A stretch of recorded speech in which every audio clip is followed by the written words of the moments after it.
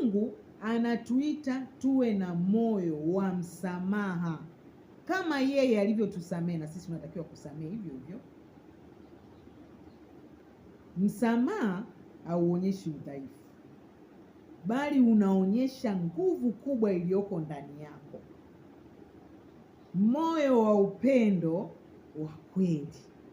Kwa hiyo ili uweze kusema una upendo, ni lazima uwe mwepesi wa kusamehe. Ili uweze kuwa na maisha ya ushindi, ili uweze kuwa na mahusiano imara na thabiti na yenye nguvu na Mungu aliye hai, ni lazima uwe na maisha ya msamaha. Wanandoa, mume umeagizwa kumpenda mke. Huwezi kumpenda mke uliye naye bila kuwa na maisha ya msamaha. Mke umeagizwa kumtii mume.